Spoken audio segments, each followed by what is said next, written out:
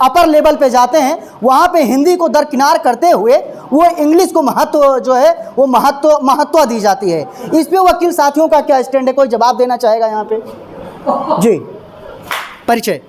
राम प्रकाश शुक्ल, advocate high court. जी sir. अब high court में हिंदी में रिट फाइल करने की व्यवस्था है, हिंदी में अनुवाद करके जो जजमेंट आते हैं उनको देने की व्यवस्था है। अब हाई कोर्ट सजग हो गया है, एक अलग से सेक्शन बना दिया है, अलग से एक न्यायिक अधिकारी बना दिया है कि अगर आप अपनी याचिकाएँ हिंदी में दाखिल करते हैं तो वो आपका सहयोग करेगा, ट्रांसलेट करके आपको हिंदी में जो भी सामग्री है उपलब्ध कराएगा।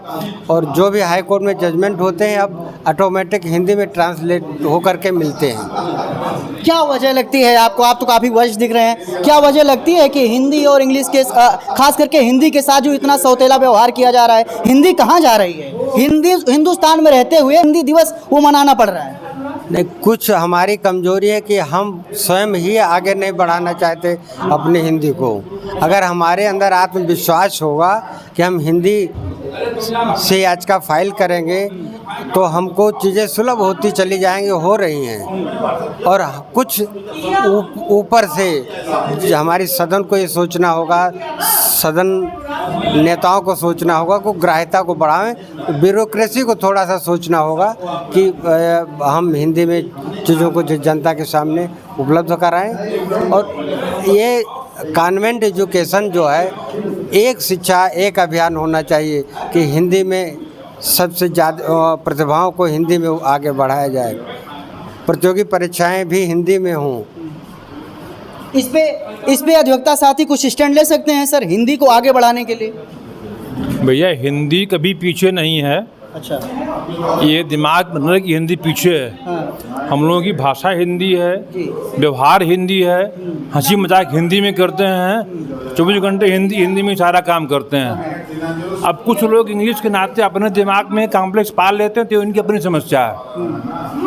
बाकी हिंदी इंग्लिश से किसी भी मायने में कम नहीं है, न कम थी, क्योंकि यहाँ पर ब्रिटिश का शासन रहा, शासन में वो रहे, और तब बाहर के पढ़े लिखे लोग भी थे, और हिंदी अंग्रेजी दोनों चीज़ों को लोगों को बैलेंस करना था।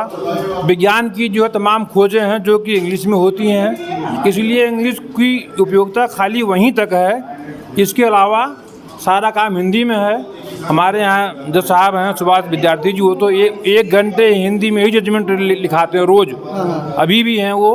आम बोलचाल की भाषा से लेकर के व्यवहारिक और शैक्षिक स्तर तक, और उसके बाद जुडिशरी सिस्टम में भी इंग्लिश को जो है बिल्कुल प्रभावी रूप से लागू किया जा रहा है। ऐसा नहीं लगता आपको? नहीं, इंग्लिश तो पहले से ही है।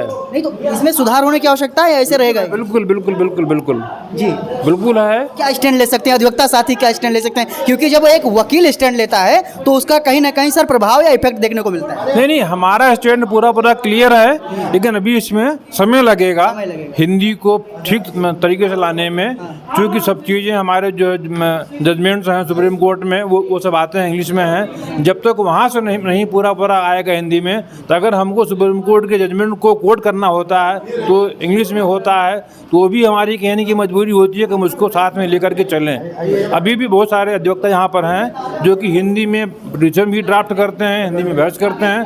हालांकि बहस तो मैक्सिमम लोग जो हिंदी में ही करते हैं, गिनती मात्र के लिए। नहीं, ऐसा नहीं है। बहस कुछ लोग शुरू भरे करें इंग्लिश में, बाकी हिंदी में वो भी आ जाते हैं। जब साहब भी कुछ देर बाद हिंदी में आ जाते हैं, ऐसा नहीं है। लेकिन अब ये चूँकि जनरली इंग्लिश में ही सब चीज़ें पहले से हैं, कोर्ट लैंग्वेज के रूप में इंग्लिश जो है वो कोडिफाई है कि यहाँ पे इंग्लिश में हुई होगी, इसलिए इंग्लिश वर्ड चल रहा है। परिचय। मेरा नाम दिलीप कुमार मिश्रा। तो ये लखनऊ है, लखनऊ हाई कोर्ट में अधिवक्ता साथियों से हिंदी से लेकर के और जो नया आज चैम्बर अलॉट हुआ है उस पर चर्चा हुई है। कितनी खुशियाँ हैं, किसे धन्यवाद देना चाहेंगे? नया चैम्बर मिला है आप लोगों को। ये प्रशासन को भी धन्यवाद देंगे, यहाँ के अथॉरिटी को भी धन्यवाद दिया जाएगा, उन्होंने सुचारू रूप से इस कार्य को कार्यान्वित किया। परिचय। BM पाठक, अधिवक्ता, चैम्बर नंबर 1,05,101 नंबर।